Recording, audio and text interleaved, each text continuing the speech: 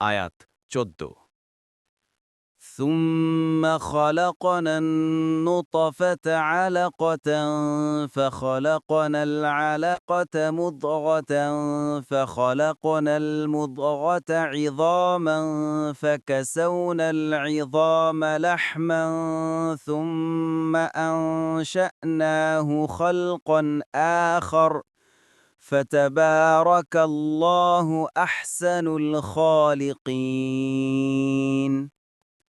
অনুবাদ পরে আমরা শুক্রবিন্দুকে পরিণত করি আলাকাতে, অতঃপর আলাকাকে পরিণত করি গোষ্ঠপিণ্ডে, অতঃপর গোষ্ঠপিণ্ডকে পরিণত করি অস্থিতে, অতঃপর অস্থিকে ঢেকে দেই গোষ্ঠ দিয়ে, তারপর তাকে গড়ে তুলি অন্য এক সৃষ্টিরূপে।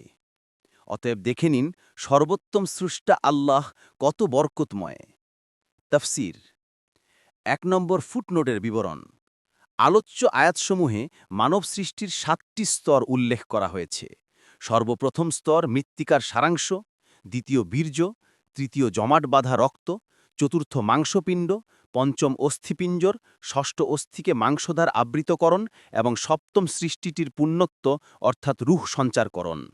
আল্লাহ তাআলা কোরআনে এই শেষোক্ত স্তরকে এক বিশেষ ধরনের বর্ণনার ভঙ্গিতে বলেছেন, তারপর আমরা তাকে এক বিশেষ ধরনের সৃষ্টি দান করেছি।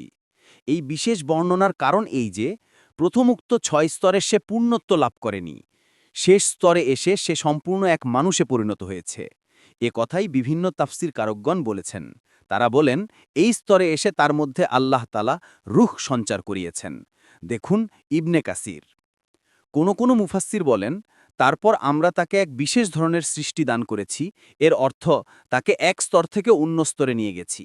প্রথমে শিশু, তারপর ছোট, তারপর কৈশোর, তারপর যুবক, তারপর পূর্ণবয়স্ক, তারপর বৃদ্ধ, তারপর অতিবয়স্ক। বস্তুত দুই অর্থের মধ্যে বিরোধ নেই, কারণ রূহ ফুঁকে দেওয়ার পর এ সবই সংঘটিত হয়। ইবনে কাসির ২ নম্বর ফুটনোটের বিবরণ। খালিকের আসল অর্থ নতুনভাবে কোনো সাবেক নমুনা ছাড়া কোনো কিছু সৃষ্টি করা, যা আল্লাহ তাআলারই বিশেষ গুণ। এই অর্থের দিক থেকে খালিক একমাত্র আল্লাহ তাআলাই। কিন্তু মাঝে মাঝে খালিক ও মুখলিক শব্দ কারিগরির অর্থেও ব্যবহার করা হয়। কারিগরির স্বরূপ এর বেশি কিছু নয়, যে আল্লাহ তাআলা স্বয়ীয় কুদরত দ্বারা এই বিশ্বে যেসব উপকরণ ও উপাদান সৃষ্টি করে রেখেছেন, সেগুলোকে জোরতালি দিয়ে পরস্পরে মিশ্রণ করে এক নতুন জিনিস তৈরি করা।